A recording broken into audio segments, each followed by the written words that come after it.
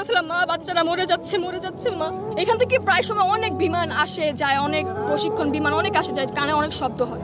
তো কালকে যখন এখানে জিনিসটা আসছিল, এত জোরে সাউন্ড আপনারা জাস্ট কল্পনা করতে পারবেন না, মানুষের কানের পর্দা ফেটে যাচ্ছিল। জিনিসটা আমি জাস্ট 5 সেকেন্ডের মধ্যে দেখি এখানে এসে পড়ছে।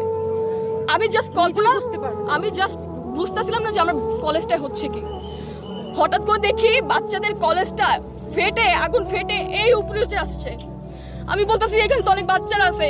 আমি দৌড় দিয়ে এখানে আসতেছিলাম আর আমার মাকে বলতেছিলাম মা বাচ্চারা মরে যাচ্ছে মা। আমি এখানে এসে দেখি কিছু কিছু বাচ্চার পাটা ছড়ায় আছে, কিছু কিছু বাচ্চা মোরা দেহ ছড়ায় আছে অর্ধেক। আপনারা কি তাদের বাঁচায় আনতে পারবেন?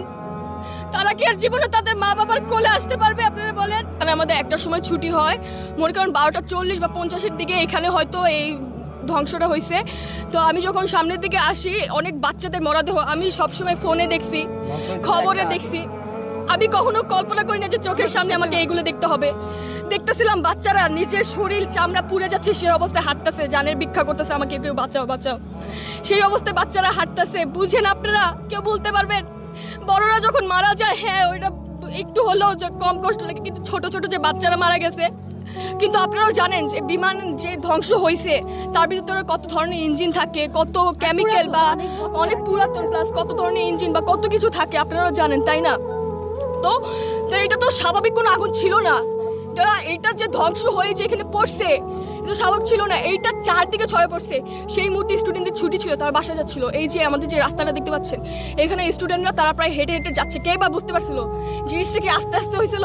সাথে সাথে 2 মিনিট আগেও যেখানে বাচ্চারা ভাবছিল যে আমি বাসায় যাবো, আম্মুর সাথে দেখা করবো বা আব্বুর সাথে দেখা করবো, বাসায় যাবো, আমার পড়া আছে বা এরকম কিছু, সেই মুহূর্তে 2টা সেকেন্ডও লাগে নাই বাচ্চাদের জানগুলো যেতে।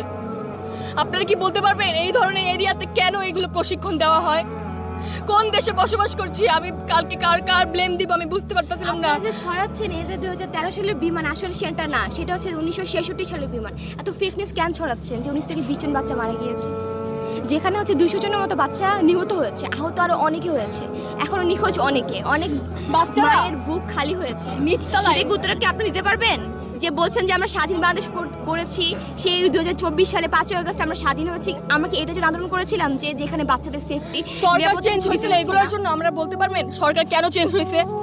তারা এত আধুনিক বাংলাদেশ তৈরি করতেছে। দাবি এই যে এই এত পুরানা বিমান দিয়া কেন এই ট্রেনিংগুলি করা, আর এই ট্রেনিংগুলি কেন এই সব জায়গা আনে?